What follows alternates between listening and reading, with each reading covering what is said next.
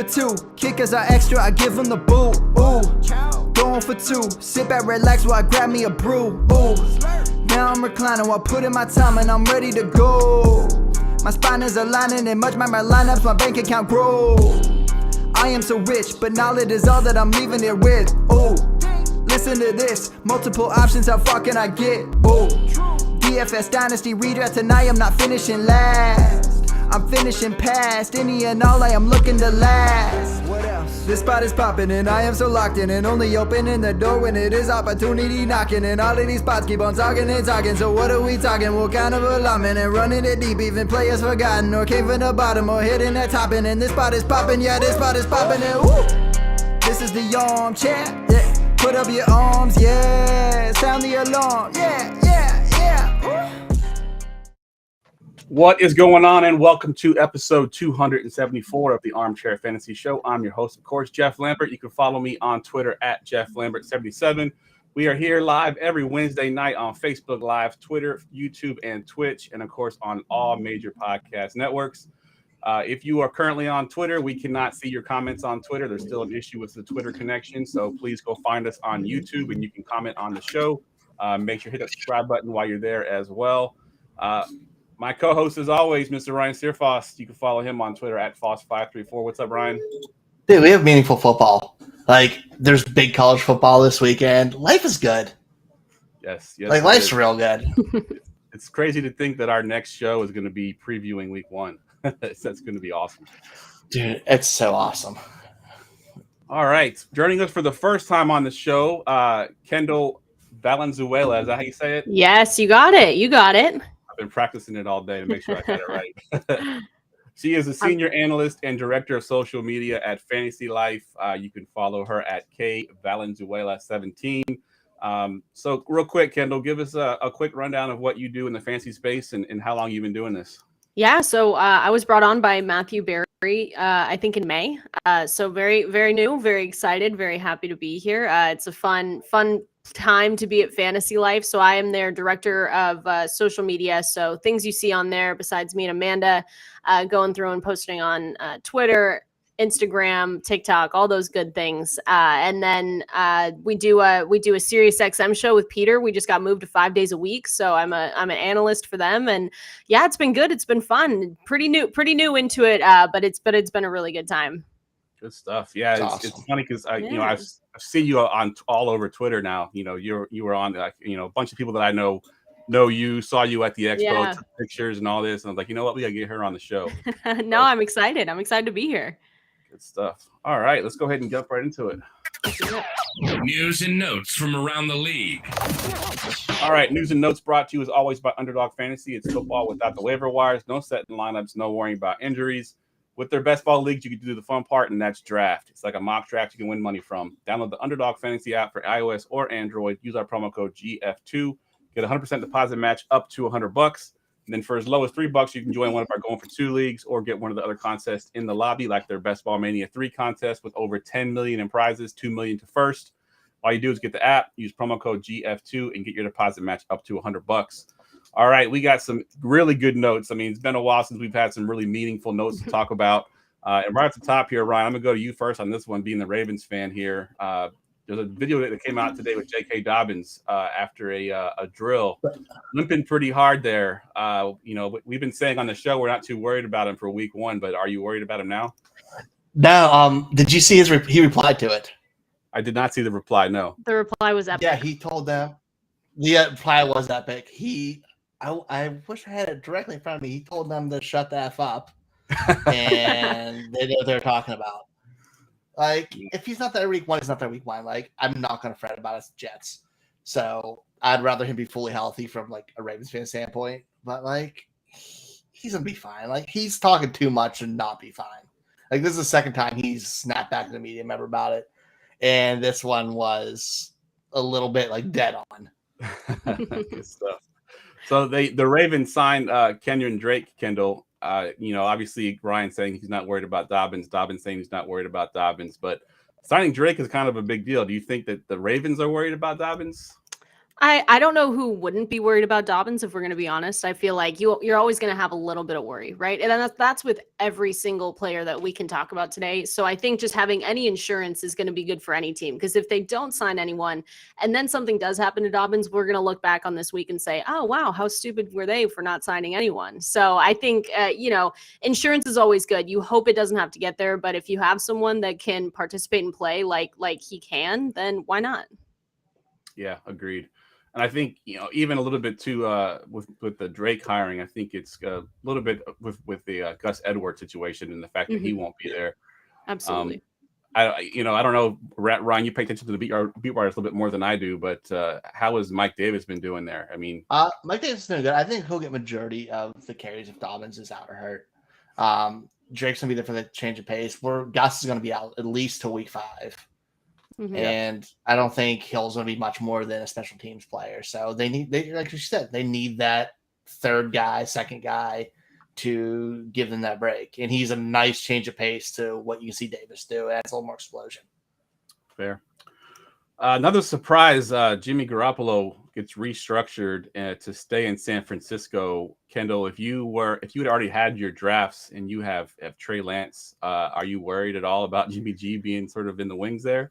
It was interesting when we found that. I'm a Seahawks fan, so I selfishly wanted Jimmy G to at least go to the Seahawks so I could have a little bit of hope this season. But no, that's fine. I'll stick with Geno Smith and just cry every single week. Not allowed on the show anymore. Kendall. Oh my gosh, I'm sorry. Well, it's fine because you're actually good, so we have nothing to argue about. Like, we have no problems here. But no, I did find this interesting, right? Because, and we'll get to our bold predictions later, but I do have some. But I thought it was interesting, to say the least. And it just, to me, when I asked around, people did say, like, hey, they're not fully sold on Trey Lance yet. But again, I don't think it's a bad situation to be in, right? Because if weeks come down to it, this is a team that is made for the playoffs. They have an insane roster. So if you have a situation where maybe Trey Lance isn't good, but you have probably the best backup quarterback in the league, one of the best backups in the league, and he can get you to where you need to go in the playoffs, you're not going to be mad.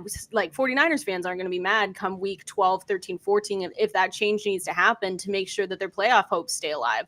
So I thought it was shocking, but with how late it came down to, it was like, okay, this makes sense because now they have some insurance, like we talked about already, where if they do need to come in and Trey Lance isn't maybe the guy that they thought he would be, you have someone that already knows the playbook. Yeah, that's kind of how I felt about it too. Being a fan, obviously, in fantasy it's a little bit different, but as a fan, we got probably the best backup quarterback in the NFL right now. Exactly. I think, if he has to step in, he's brought us the Super Bowl already once. He was one, quarter away from doing it last year. So yeah, why not? Ryan, give me your thoughts on this whole situation here. I think it's a good move for them. And I actually kind of, the one comment by Yeti in our comments over here where he said about them restructuring to make it easier to trade him. It's actually a really good point. Like, nobody wants to have the highest paid backup in the league or close to it. And that's what he'd have been at. With him restructuring, it does make it easier to trade him. I don't know if they will, but if they want, like, to see what Trey Lance has just in case.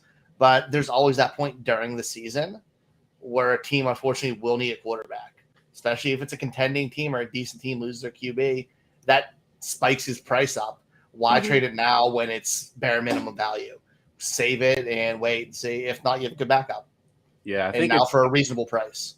I want to say it's like $6 million. That's the part that's guaranteed, and then it's like escalators up to like 17 million. So if he was to get traded to a team where he can get some escalators, maybe he would make the 17 million. So. That's not shit for a backup, so it's great for them. Yep. Agreed. All right, so this next note here, to me, it kind of seems like nothing, but you know how Sleeper is. You hear one little note about a guy getting traded or anything happening, all of a sudden he's like the number one added waiver guy. Laviska Shenault being traded to from the Jaguars to the Panthers, Kendall. Does this mean anything to you in fantasy? No, don't make Laviska Shenault a thing. Stop it right now. Everyone stop. I had someone call me yesterday. I had a friend and he was like, I could get Laviska Shenault right now on my underdog draft. I'm like, why? Who cares? Like, please don't do it. And here's the thing, right? He really did not have a path to fantasy value, at least in Jacksonville. And he still doesn't really have a path there in Carolina. I get it. He's a good late flyer. If you want a flyer and you want someone that could potentially help you maybe down the line a little bit, sure, go for it. But with DJ Moore there and Robbie Anderson, it was just something that they did, and I don't think we should look too far into it. I do think he can have a path to maybe a few targets, maybe a few catches, maybe he can help you a little later down the line, but just don't change your draft strategy because of it. Basically, don't make it a thing. Don't make it a thing. You agree with that, Ryan? Yeah, I mean, the votes out. I'm like, I don't know how he's going to have value in there. It's not like Carolina is this offensive juggernaut, or their coaching staff, like Ron Rivera, is not a offensive genius who could use him. You need a very specific coach to make his skill set work and be effective. And even so, it's going to be really hard for fantasy. But yeah, I'm kind of out on that. I don't see a scenario where it's very fancy valuable unless there's some significant injuries. Yeah, the only thing I will say is I actually had him in a dynasty league, and in our dynasty league we have to do cuts after the last preseason game. We cut down 3 players, and he was on my cut list. And then he got traded, and I was kind of like, well, maybe I'll hold on to him just in case. And I ended up cutting Kevin Harris, the running back for the Patriots, who got cut and put to the practice squad instead. So bottom of the roster type stuff, I only hold on to him because maybe possibly he does something, but for the most part, I'm pretty much out on him as well. Deep rosters are different though, like deep dynasty rosters. Like redraft, come on now. Yeah, nothing in redraft for sure. This next guy with the potential trade market for him might be a little bit different, and I'll go to you first, Ryan. Alexander Madison. This trade talks, supposedly 12 teams had called the Vikings about Alexander Madison. We've been hyping this guy up to be the next thing for a while, and he's been stuck behind Dalvin Cook. Do you see anything happening, and how much are you raising up your boards if he does get traded? I'm going to be super boring. I don't think it's happening. It's been teams have reached out to them, not the other way around. This team, I know they say they have this new offense, and they're going to open it up and not rely as much on the running backs. But either way, Dalvin is a huge part of their offense. If Dalvin goes down, Alexander Madison is going to fill in. I don't think they're going to trust rookie Ty Chandler taking that role. I don't think they're going to shop him. And for how they value him, I don't know if another team's going to give that up, especially because there's not that many teams need to start running back. Well, it's funny. I was going to throw this question to Kendall here because her team might need a running back with Penny and stay away from Ken Walker. No. Pain. That's all I feel is pain with these Seahawks. No, I don't. I like what you guys said. Like you guys said though, like Ryan, I can't see a situation where they do trade him because I do like the Vikings and I do like that offense. And I know that he hasn't had maybe the fantasy impact that people have wanted, but when you're behind Dalvin Cook, what are we expecting there? Like you kind of know what you're going to get there. And so, I mean, he hasn't cleared 500 rushing yards in a season, nor should he with Dalvin Cook there. But I agree. I don't see them trading him. I think maybe people are calling, and okay, sure. I mean, I'm sure people are calling all the time for other players as well. But it wouldn't make sense to just take that part of the offense, especially if Dalvin Cook, if something does happen. We've been talking about insurance this whole time. If something does happen, you want a guy that is very familiar with your playbook. And he is not a bad player whatsoever. So you want to keep him around. Yeah, I agree 100%. All right, let's talk about a little bit some tragic news with Brian Robinson. Of course, we all know now he's been shot. He was, obviously not going to play for a while. Before he got shot, he was kind of looking like the starter for that team. So let's look at it from a fancy perspective. And Antonio Gibson, now that we all kind of were out on towards the end of the preseason there, now all of a sudden seems to be possibly the lead back there, Kendall. Give me your thoughts on that backfield now. Are you more interested now that there's only a two-headed monster with McKissick and Gibson? Yeah, I've been because I had a good share of Brian Robinson, especially my underdogs and stuff. But I think that first of all, just awful what happened. I mean, getting shot twice in the leg. You want to leave time for him. I saw that he was at the Commanders' practice facility. I think he showed up yesterday, so that's really good to see him. He's on crutches. It's good, but you need to that's going to be a situation where he comes back at your own pace. I don't know what kind. I've been looking around and trying to find the rehab that he's going to go through. Getting shot twice, that's awful, especially in the leg. So whatever the rehab needs to go through, and then just on the other human being portion of it is he's a person. So mentally, you want to make sure mentally you're ready to go because you went through a traumatic event. No matter who you are, that's traumatic. So for me, fantasy wise, if I don't know, if Antonio Gibson is falling to me in drafts, I'm picking him up. Sure.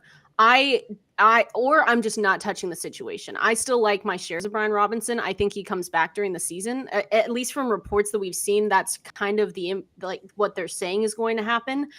So I'm just really not touching the situation unless there's a huge fall off. But I'm just not touching it, and I'm sticking with my shares of Brian Robinson that I have right now, and hoping that he comes back earlier rather than later. Yeah, I think I'm with you on that too. And I think had I already drafted Gibson, I'm probably not trying to move him at this point. I'm just going to hold on to him, and his value's now gone up. If I haven't drafted yet, his draft capital has probably gone to the point where I don't want to touch it anymore. Exactly. Where are you at, Ryan, on this situation? Yeah, I'm similar to it. And like with his injury, like it's not really precedented for a player getting shot in the season. Last year, I know Malik Harrison did for the Ravens. He got shot in the leg. He's back this year, but he missed all of last year. But every injury like that, I don't even want to call it an injury. Anything like that happened it's different per person where it hit and all that. So I have no idea. If I have them, keeping them. Like you have IR spots. Yeah. Yep. And the same thing. I'm not going to reach for Antonio Gibson, but I don't know. Yeah, I'm kind of steering clear unless it's super value. Like if he's there in the 10th round, 9th round, I'll grab him, but not before that. For sure. And I'm not trying to go get him. All right, let's stick with the rookie running back, Mr. Damian Pierce. He's kind of the Twitter darling right now. He's been climbing up drafts dramatically.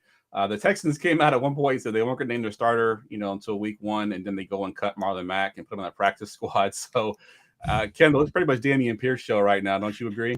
Yeah, it's Damien Pierce. Like we always have our training camp darlings, and he's just been it. And once people figured him out, it was like, okay, we're just gonna stick to our guns with this guy. And it's always so funny when they're like, oh, we don't know who it's gonna be, and it's like, what do you mean? Like, look at your room right now. Are you okay? First of all, you're acting like the Seahawks, which is just awful. No, but I do like Damien Pierce. I like him a lot too, especially with Mac being released. It opens the door. The floor is his, right? Because who else is in that room now? I mean, Damien Pierce and Rex Burkhead. Give me a break. Give me a break. So maybe they go out and get, I don't know, Trey. I think Trey Sermon was released today. So maybe they go out and get Trey Sermon. You got to get someone else. You cannot tell me you're going into the season with Damien Pierce and Rex Burkhead. If you are, then that's a whole nother problem. But I love Damien Pierce. I love what he can do with that team. I've got a good amount of shares of him in Underdog, especially. So I like what we're going to see from him. And especially given he's got the runway, it's clear to go. It's Damien Pierce season. Yep. Ryan, I want to ask you, as far as redraft goes, where are you comfortable taking Damien Pierce now if you're drafting this coming up weekend? Is he 3rd round? Is he moved into the 2nd round yet? I'm not there yet. I'm there 5th or 6th round. I love Pierce. I like his skill set. I think he has that role, but this role still lacks touchdown upside. I don't know if he can max pass an RB2. He could get 20 carries, 90 yards, but he might not score. I don't see that in his card. So I think that caps his limit, and we don't really know too much what he's doing in the passing game, especially with Rex Burkhead there, because while he's not fantasy relevant, he's still a good pass catcher, and it kind of takes that top off a little bit. So I'm comfortable with taking him as an RB2, but I don't know if he has some of the upside, some of the guys going around him yet. Yeah, I think redraft is probably where I'm at as well. Now, Dynasty's a little bit different story. Today I did a mock draft with Ryan McDowell. I think I took Damien Pierce in the top of the 3rd, maybe even 301, I think is what I had. And I took him as my RB1. I took 2 receivers in the first 2 rounds, and I took Damien Pierce. I'm happy with it. I think he's going to be a great player there for Houston for a while. So he's going ahead of Elijah Mitchell now. Yep. And I know that's your boy and that, but I would rather have Elijah Mitchell because he has upside because their offense is good. Yeah. Good point. All right. Last note here. Last note here, Ryan. I'm gonna go to you since you live in Pittsburgh, a Ravens fan in Pittsburgh. Najee Harris in this Liz Frank injury that he says he has. We hear that Liz Frank injury as fancy people, and we get all nervous. Yeah. So, what are they saying in Pittsburgh about the situation? Is he going to be healthy week 1? Is he good to go? Honestly, local Pittsburgh media, they only care about one thing, that's the quarterback competition. So you don't hear a ton about it, other than they were stupid for playing him in a preseason game. But I haven't heard anything good or bad. Tomlin said his normal cryptic BS, he could be good, but we don't know yet for sure. It's really quiet. I'm hesitant. I have one share of them, but I don't know. It's going to be game time decision if you start him. I'm grabbing Warren late if I can, or in free agency if I can, just to protect it, because I am nervous because Liz Frank is a nightmare for fantasy. Yeah, isn't that what Mhm. ETN had last year? Was it Liz Frank that ETN had? Yeah. Oh yeah, So it's definitely not something you want to do. his was like a terror. Yeah, I think his was a lot more severe, obviously. Yeah, but still, like those sprains and stuff, if they're back too soon and they're aggravated, the sprain can turn to a tear real quick. Yep. Yeah, it's real nerve wracking. Like, I want protection there. So Kendall, you're doing your drafts this weekend. Where are you taking Najee Harris? Are you moving him down to the second round, you think now, or? Oh my gosh, I don't know. It's I helped a friend with one yesterday, and he was taken 10th, and they did not care. So it's that's such a tricky situation though too, because if he is saying, "Oh, I'm fine," because we're at the 4-week mark right now with his injury, and I think with Liz Frank injuries, that is where you can start getting really back up to speed. So it's not something that happened yesterday or a week ago, but it is something that you have to monitor, right? So I'm if I have to, if I'm going into round 2 and I snagged a elite wide receiver and he's still there for me, I might take a chance on him and then just go really, really, really running back heavy in those like 6, 7, 8 rounds if I need to, because you want to expect him to be your running back. But if you don't get him, then you need to go for the AJ Dillons. You need to go for those guys that are going in the 6th, 7th, 8th rounds that could maybe help you. The Ramondre Stevensons, the Chase Edmonds. You need to go for those guys that could maybe get your production up if Najee is not good enough to go. Yeah. Ryan, you mentioned Jaylen Warren. How far are you reaching for him if you draft Najee Harris? How far are you getting him as your handcuff? I mean, honestly, it's probably going to be later than I'll get him. It's going to be in those double-digit rounds. I even protect myself. I don't like to reach. Yeah. But it's going to be in that 11-12 range. Like once my roster's filled and I have a couple bench spots I'm comfortable with. Like I'm still not reaching for a guy for 1 or 2 weeks. Hopefully I drafted it well enough where I can survive a little bit of time. Let me ask you real quick. If Najee, let's just say he misses 3, 4, 5 games, is Jaylen Warren the number one? Like, is he going to have the full workload? Is it going to be like a split there? From the way it looks and the way he's run, I think it's leaning towards him. We've seen Snell where there's nothing that exciting other than just kind of move the pile a little bit and go 3 yards and fall down. But it should be him. If it's not, I'm not feeling real good about Snell. Yeah. That offensive line is so atrocious. Terrible. Like that almost makes me not want Warren thinking about that line. But yeah, I think it'll be him. Yeah, I think because Snell's not very exciting at all. All right, that wraps up the news and notes. Let's go ahead and jump into the next segment here. It's time for This or That. All right, this or that, and I themed a couple of these this or that's to kind of make this a little more interesting. So the first theme we're going to have here, Ryan, I'm going to go to you first on this one.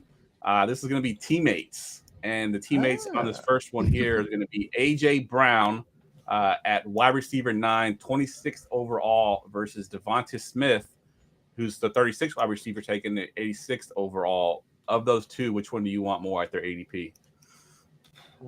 Probably Devonta Smith. I like A.J. Brown a lot. And I'm just not – I don't know if I'm there like very end of the second round, early third round with him yet, because there's a lot of talent right at that turn and a lot like more solid things. I know we've seen some good runs of receivers on new teams, but we've also seen a longer history of bad runs with it. So I'm going to go with Smith at the discount, because I know even if Brown is taking a ton of targets, Smith's such a deep threat and big play player. He can be like that old school kind of Tyler Lockett play, where if you have steady guys on your team, he can be that week winner for you. I like it. What about you, Kendall? Where do you fall on this one? Yeah, I know I'm in a good place when I'm agreeing with both of you, like when my assessment is what you guys come up with. So I know I'm doing something right here, but I would agree, especially if you're just talking ADP, right? It just makes sense. Brown is going to get those number one cornerbacks on him, all that kind of good stuff. And you really are concerned with maybe his health a little bit. I think that's what I've been reading the most is like, we know he's athletic. We know he's talented. We know he's going to fit right in there. But with ADP and everything that you can get with Smith, I just think that there's a lot more upside there, especially like in these early games when they're just trying to figure themselves out and just get that cadence going. I like him a little bit more. Yeah, I'm with you as well. I think also the connection he already has with Hurts, the Exactly. connection with Brown's not quite there yet. So, all right, Kendall, I'll go to you on this next one here. Stephon Diggs, wide receiver 5, 13th overall versus his teammate, Gabe Davis, who's the 26th receiver taken and 66th overall. Which one you going with here based on ADP? It's so tough. It's so tough, especially because we talk about a darling. If Gabe Davis doesn't do well in fantasy this year, we're just all fantasy is like we're gonna crumble into hell is where we're going.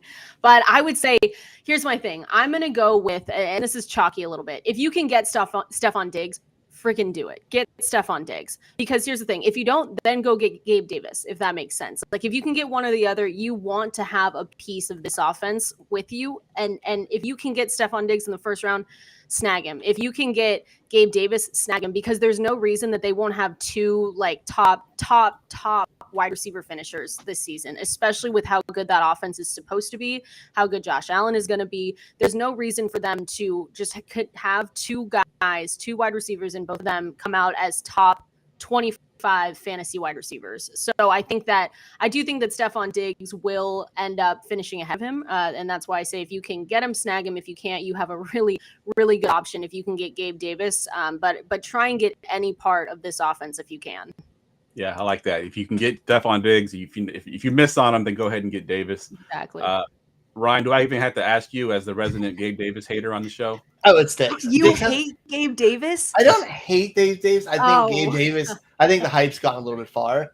Stephon Diggs has the talent to be the wide receiver one in that offense. We've seen him put up absurd receiving numbers already.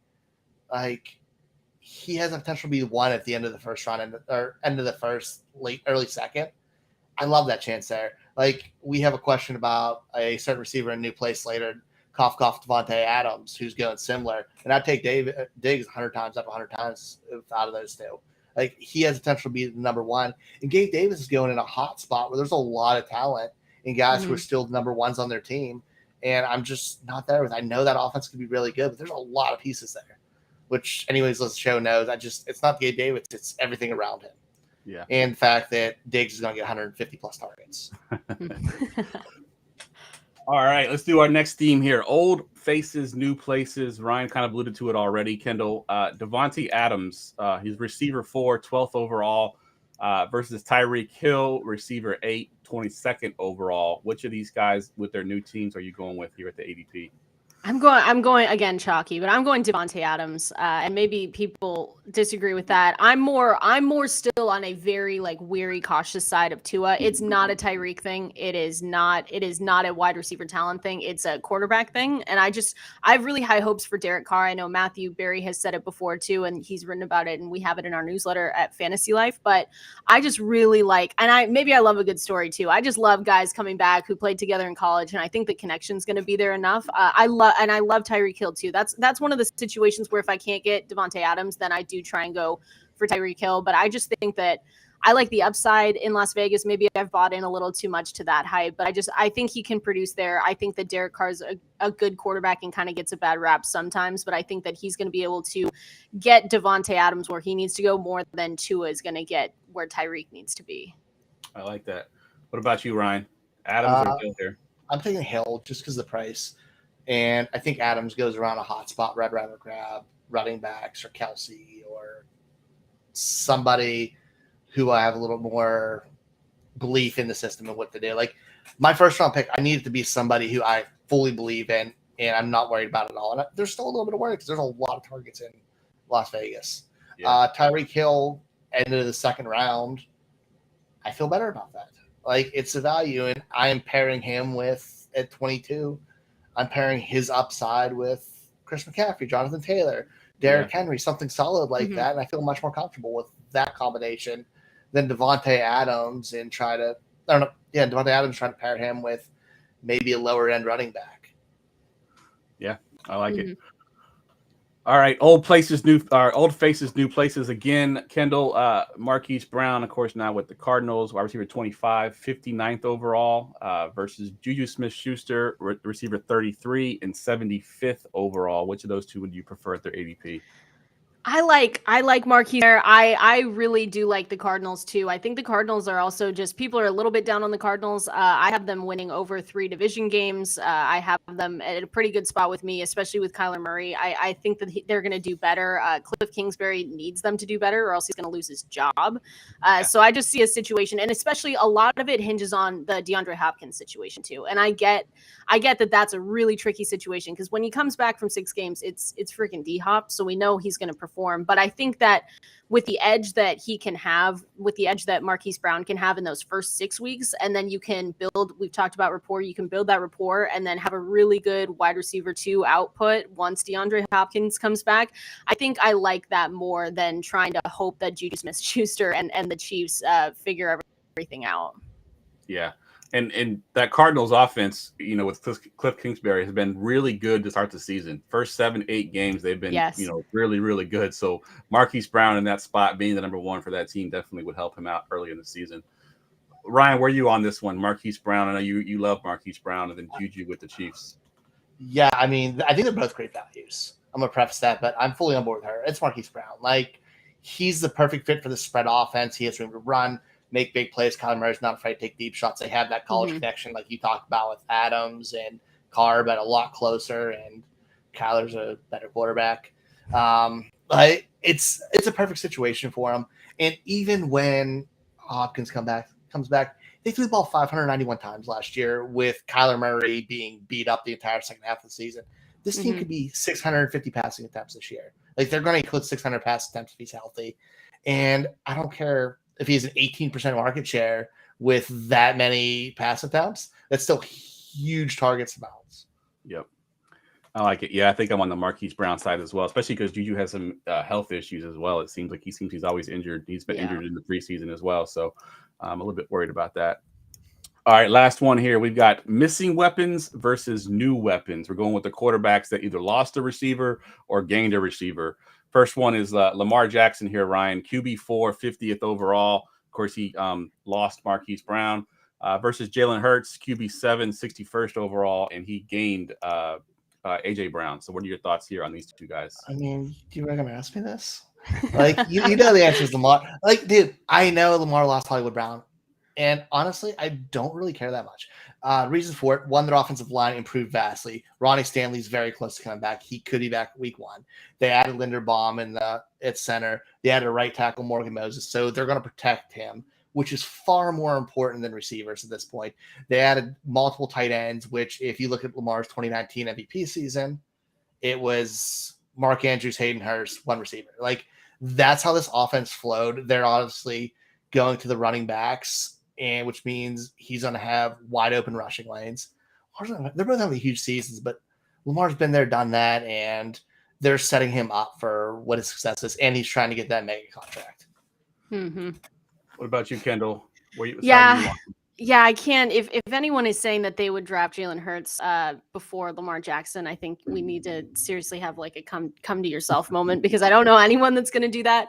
But I understand. Here's the thing: I understand Jalen Hurts. Like, Matthew Berry has put it all out there. He is very high on Jalen Hurts this year, and I think he was a top 6 last year in air yards per attempt and air yards per completion.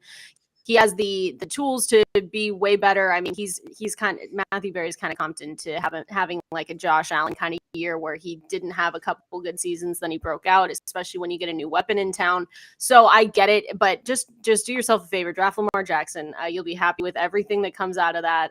He's gonna get paid as he should. But Jalen Hurts, I was in a draft, another draft like Monday, and they went on a quarterback run. I was drafting 12th, which I think is a conspiracy, by the way. If you work in fantasy and you're with your friends and they get you 12th, like, that is total whatever. But I ended up taking Jalen Hurts because he was one of the last on the board of those really good remaining quarterbacks. So if you get Jalen Hurts, you shouldn't be upset about it. Yeah, I'm with you both on that. I think it's Jeff, you were in the draft with me this weekend where Jalen Hurts was the 3rd quarterback off the board, and he went before Patrick Mahomes, who fell to me nice and late. Yeah. Oh my yeah, God. Can I get in that draft? Yeah. Yeah, it's crazy. an analyst league too, which is crazy. Someone's making a statement, I think. Wow, on that one. maybe it was Matthew. Maybe it was his burner account, and he was just trying to like give a reason. Yeah, I like it. All right, last one here, and this one has another correlation besides just missing weapons and new weapons. They actually lost and gained the same weapon. Aaron Rodgers, of course, losing Devontae Adams. He's QB 10, 97 overall. And then Derek Carr, QB 14, 110 overall. Ryan, which one are you going here at their ADP? I'm going with Carr. I know we've seen Aaron Rodgers make up for everything before, but he's getting a little bit older. He lost, Devontae Adams. He's on this super weird media tour and doing mushrooms and the frog things. Dude, I'm starting to worry. They're going to be a run-heavy team. That defense is really, really good, and they have 2 stud running backs. I think it's going to be going away from Aaron Rodgers. He'll have his good games, and he's going to be solid, but consistent fantasy play, the Raiders are in a division where Carr's going to be thrown all day, every day, because who he's competing with in every division game should be a shootout. Like, he's going to have to throw in the AFC. I like it. Kendall, where are you at on this one? I'm with it too. I think that Carr gets, I don't know, I've just seen some like Carr haters recently, I guess, where it's just like, I kind of get it, but the notion is it's a little bit old when you can't back it up, especially when you look at last year, 4,800 passing yards and then only 23 touchdowns. So the 23 touchdowns was wild, and I think that he's in for positive touchdown regression this season, especially when you add Devontae Adams. So I'm going Carr. Like I said, I don't want a quarterback doing ayahuasca and really like having to figure out what That's what it was called. Yeah, ayahuasca. I could not think of the name of it. Thank you. Ayahuasca, which is fine, totally fine. I just think the renewed strength with Derek Carr. I think he's going to do really well this season. I like it. All right, if you're like me and you play in multiple leagues and you really need to focus when it's time to set lineups, W Energy can help you. W is clean energy with no jitters, no crash, no BS. Visit w.gg with our promo code GF2. You can get 10% off with their patented neural factor. It's in all their drinks, which is designed to help you focus and stay alert. Currently available in 4 flavors, include the most popular Dragonade, which combines dragon fruit, pink strawberry starburst, and lemonade for a sweet and slightly sour taste. So visit w.gg, use promo code GF2, get W Energy drinks, and be better.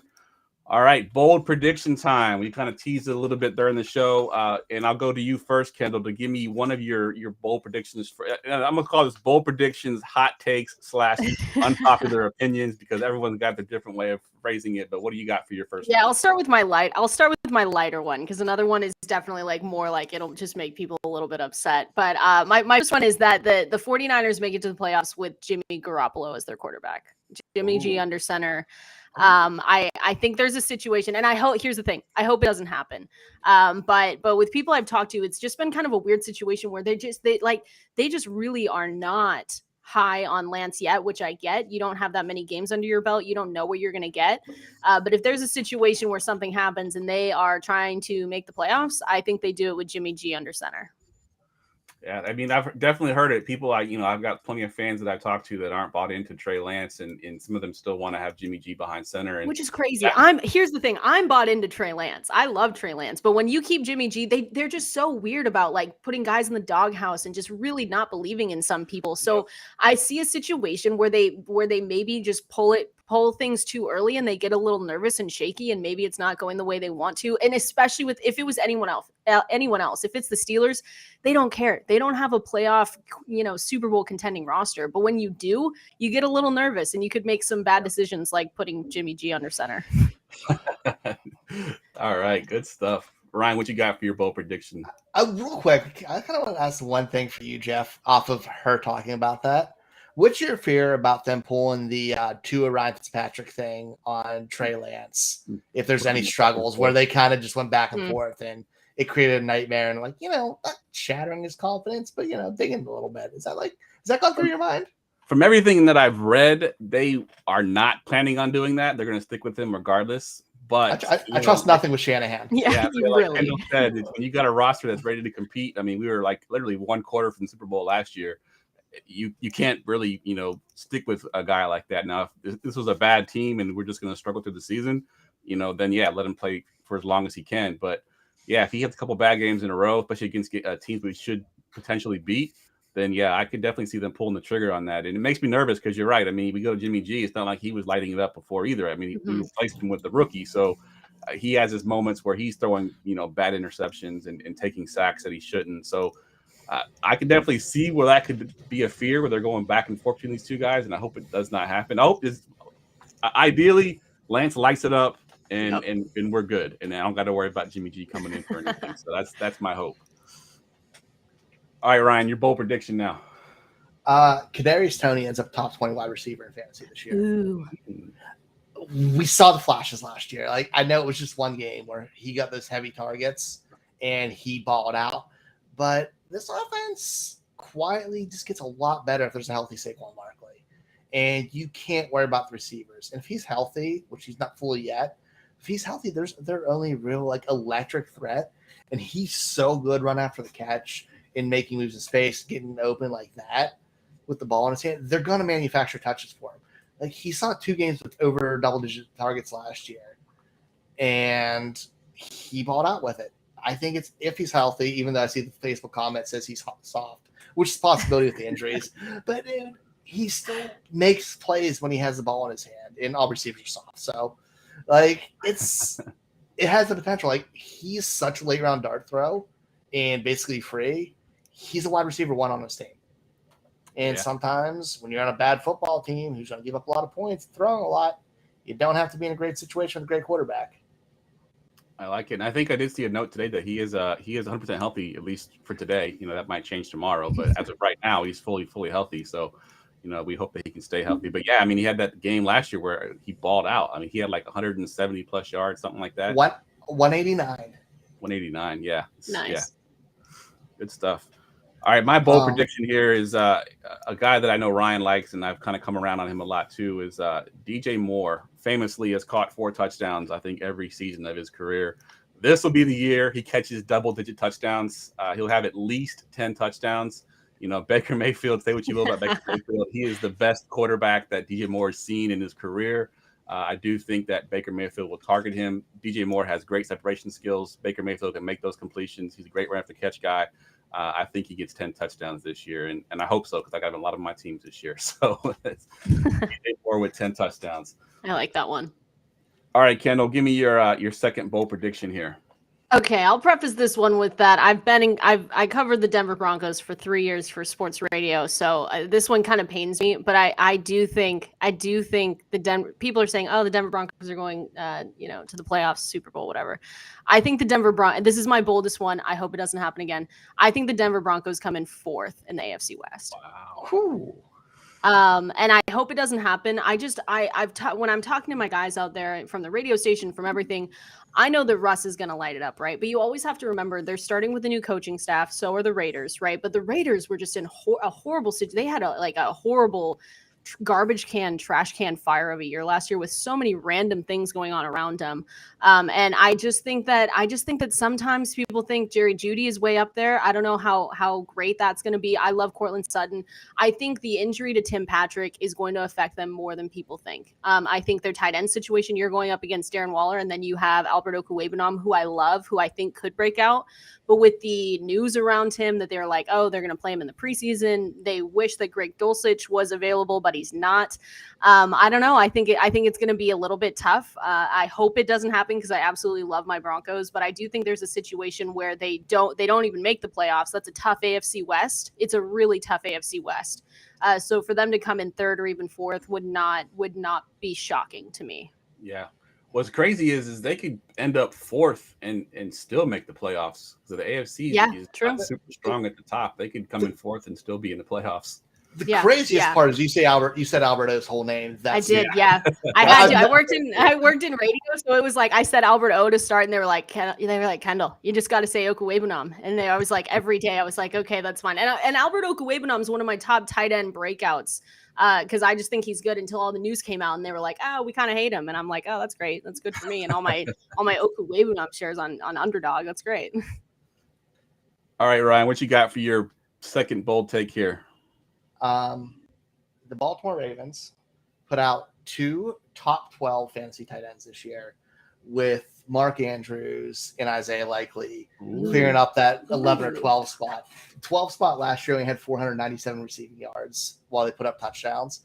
If he's really their third target in that offense, which is looking that way, there's a really good chance that he could do it because they're using him more as a jumbo wide receiver than anything else. And we saw that second preseason game, him light it up, and then they completely didn't play him at all week 3, which means he's going to be a major part of that offense, and they're keeping him healthy for that reason. He's going to score some fantasy points this year. And I had to get really bold because I was told on my other show that I'm terrible at both leagues. And I do only lukewarm takes. So I went really bold. That's a good one, though. I like that one, actually. I like that. The top 12 tight end last year, I think the 12th was Noah Fant. If I'm correct, right? Sorry, I had for some reason I had standard up because I'm an idiot.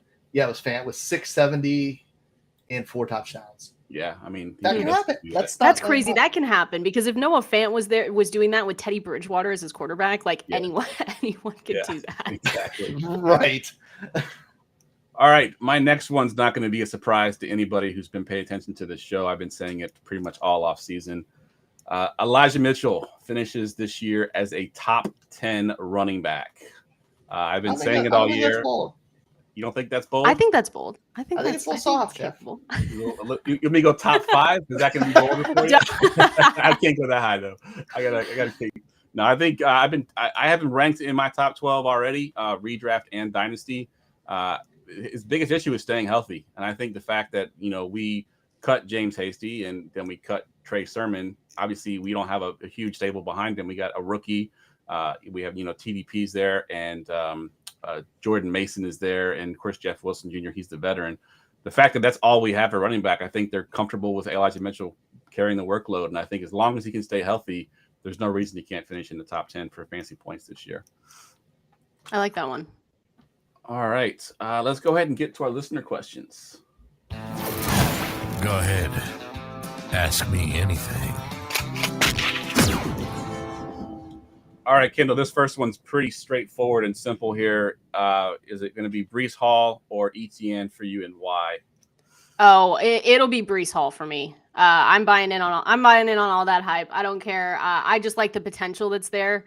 I like Breece Hall a lot more. I do have shares of ETN, like I said before too, but I think Breece Hall, there's so much production that could go on there, and there's just so much you don't know about him yet. You don't know a lot about him, so I just think that's what's going to happen. I think that's going to be a better pick in the end. But I like them both. But I'm always going to go Breece Hall if I have to pick.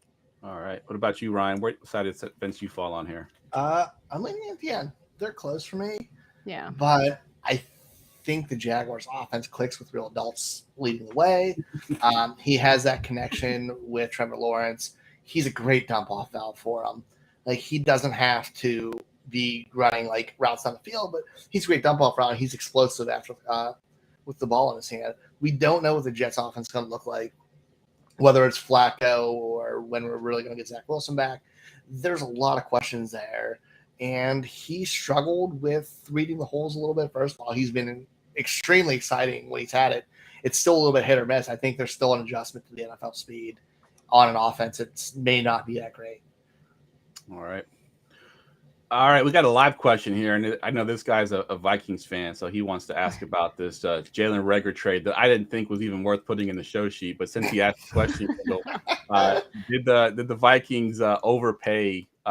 Did the Vikings overpay? Remember, Thielen is 32. So do you think they overpaid for Reagor? No, I think it's fair. What did you give, a 7th round pick, something like that? I don't know how you could overpay with a 7th round pick or whatever it was, a conditional pick. I think it was fair. He can be good as a third receiver.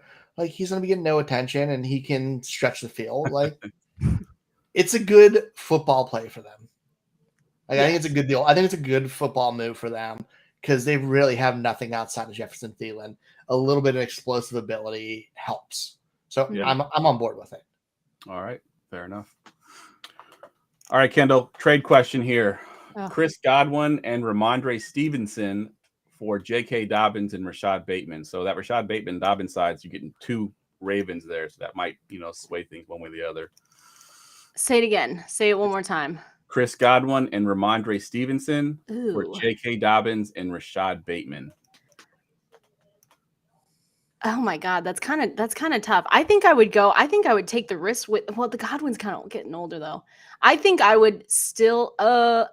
I'll say I'd go with the Godwin Stevenson. I think that's a little bold. I understand why the question is there. I love Chris Godwin. He fell to me in a draft a couple nights ago in a redraft.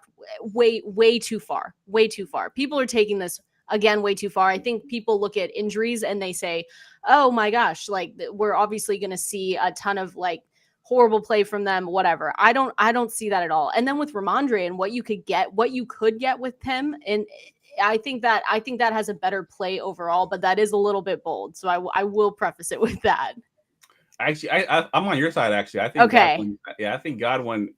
As long as he's healthy, I think he had 150 targets or something. Yeah, it was crazy. Yeah, so Godwin's going to come back and be, if he's going to come back and be what he was before, I think that's definitely the side to go. And like I mentioned, the Dobbins Bateman, you're getting two Ravens players there.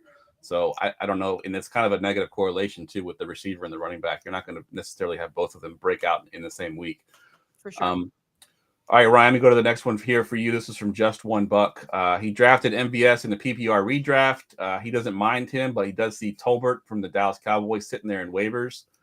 Should he swap out MVS for Jalen Tolbert? I would. I think Tolbert you're betting on upside with that. I know Tyreek's gone, but we kind of know the ceiling for MVS, and it's not too much higher than what we've seen. I'd rather take. It's like, would you rather $50 or what's in the box? I'm gonna take what's in the box just because it's exciting, and there's that chance he's their wide receiver too because Michael Gallup's hurt, and if he shines across from CeeDee Lamb, you never know. Like, there's that upside. He has big playability. He can win jump balls. He's good in the red zone. There's a lot to like there. I'd rather take that than a guy who's going to be a boomer bust, maybe DFS player. He's cool in best ball, but if we're talking like regular leagues, I'd rather have Tolbert. Yeah. Yep. I think I'm with you there. I like the unknown of Tolbert and what you can get with that upside. All right, Kendall, this one's from Gator J. He's got a trade offer here. So he is receiving Cam Akers, and to get Cam Akers, he's giving up Christian Kirk and Josh Jacobs. No. Just any you had me out at Akers. Like, I was just kind of out already. If we're gonna be honest, I was just gonna say no right there, but I was gonna give benefit of that. I don't know. I don't know about you guys. I just like Cam Akers to me is probably the most polarizing player that I'm talking with people about, because they're like, oh, I hate all these injuries, and yet here they're taking Cam Akers like way too high. I'm just not touching Cam Akers, and I understand why that trade could look good, because who would he be giving up? He'd give you Christian Kirk and Josh Jacobs. No, just don't do that. And I know people think like, oh, Josh Jacobs is in a doghouse too. He's not. Let's not overlook that either. It's not going to be a tough situation. And same with Christian Kirk. I don't think that you should be giving really anything up for Cam Akers unless it's not good players. You're hurting Ryan's feelings because he loves. I'm sorry. I'm so sorry, okay. Ryan. I get it though. But it's just like there's so many other players I'd rather have around him. Or if we're gonna be honest, I'd rather just not take a running back for a couple rounds unless I had to. Yep. All right. It's fine. It's fine. I'm used to it. Sorry. Last one for you, Ryan. Is Kamara worth, I think he meant to say the 4th or 5th pick overall. So is he worth, obviously the suspension won't come till next year, we imagine. So is he worth 4th or 5th pick overall? Oof. No, because I'd rather have Eckler, Cook, or, Chase, Cup. Like, maybe end of the 1st. 4th or 5th is... It's a little bit. It's rich. It's rich. Like, I want him beginning a 2nd. Yeah, that's kind of where I've been getting them at the end. Yeah. The end of the 1st, beginning of the 2nd is kind of where I'm getting them. I don't know why I'm so hesitant on it. I know he's going to be there, but I don't know. I have a lot of questions there, and I'm nervous about Sean Payton not being there more than the suspension, if we're honest. And Jameis Winston's never been a check down quarterback. We've seen that when he was with the Bucks. I mean, his running backs didn't get passes very often. So Kamara's, most of his value is tied up in those receptions underneath, and he's not going to get those from Jameis Winston. He'd rather just throw it to the other team than throw it to his running backs. Yeah. So, all right, let's get to our last segment of the night. Get ready for goingfor2.com's Forgotten Fantasy Player of the Week. All right, Kendall, who do you have for your forgotten fantasy player? So I was looking around, I was in some threads and I was like, who could be a good player for this? I could have done something easy because I'm a Seahawks fan and just said, oh, remember when Marshawn Lynch was like a god, but everyone remembers him. So I'm just coming in with, and this is again chalky, but do you guys remember Andrew Luck? Because I feel like I've forgotten about that man. Like who remembers Andrew Luck and what could have been with Andrew Luck? That was mine because it's just kind of funny to me. He came out with that. He has that like new podcast. If no one's heard it, it's on The Athletic. It's like a mini series. It's really, really good about why he walked away, everything that was and could have been. But to me, it's always funny when I look back at Andrew Luck because he had in 2018 he was like QB4, I think. I mean, he was putting up numbers, and it's just always funny to me when I see someone mention Andrew Luck because I think, damn, like he was a guy that like that organization fully with the Colts would have been in such obviously a different situation, but they were more on the come up with Andrew Luck. And then it just kind of all burned down. So they had to start over. And I think it's just still a crazy situation to think about. So I'm like, do you guys remember Andrew Luck? Because people like me have forgotten, and it was still just a wild situation to go through. Yeah, it's crazy. On how good he was in the NFL, and he's now gone, and he's like out of the limelight completely. I mean, other than the podcast you mentioned, that you don't see him on TV, you don't see him doing anything. He just disappeared. Yeah, Ryan, what were you gonna say, Ryan? I was gonna say it's like he was literally one of those like off the field football things where like when you saw the news, you remembered where you were. Yeah, like I could tell you exactly where I was when I saw that because it was just shocking. I thought it was an Onion article. I thought it was an Onion headliner. Like they were doing something funny. And then I was like, well, he just like, that was it. That's all we got of Andrew Luck. And then he was just that guy though. Like if you guys remember, like he only had a flip phone. He had no social media. He just did not care. And like, kudos to him, I guess. But it was always so funny because I remember in those situations, a ton of my friends were like, he was literally, he finished QB4, I think the year prior. And then he was like, I'm good. I'm done. I'm good to go. It was crazy. So that was my player, Andrew Luck, just for a little bit of fun. Yeah, that one kind of set the Scott Fishbowl world on fire. I bet. Because everybody drafted him, obviously, no idea that he was going to retire. Then suddenly he retires. Everybody's like, what the hell? He's my QB1. What do I do? Wait till next year. Yep, exactly. Your season's pretty much over before it even started. Right. All right, that wraps the podcast up. We'll go around the room. Give us your Twitter handle one more time. If you want to plug anything, we'll go to you first, Kendall. Yeah. K Valenzuela 17 VALENZUELA for anyone just listening. But Fantasy Life, I can't stress it enough. We've got that free newsletter. We're going to 7 days a week soon. It's completely free. We also have a brand new website, fantasylife.com. We have tools, we have rankings. We're coming out with cool stuff all the time. And then I have to plug Peter Overzet, who's completely amazing and hilarious. We're doing 5 days a week on SiriusXM starting on Monday. So if you guys can tune in, we'll take your calls too. We take a ton of calls, and that's from 11 to 1 Eastern. So we're going to be doing that 5 days a week, and we hope you guys kind of join us, call us in. We'd love to hear from you guys. Good stuff. Ryan, what you got going on? Find me on Twitter at Foss534. Find me here every Wednesday night. Find me over at the Rookie Big Board. We have the Dynasty Big Board podcast, comes out Wednesday mornings. Good stuff. As always, guys, you can follow me on Twitter at Jeff Lambert77. Of course, next week we'll kick off our week 1 show, and we have a fan favorite coming on. Mr. John Lobb's going to join us, so make sure y'all check us out for next week. For Ryan, for Kendall, I'm Jeff, and have a good night.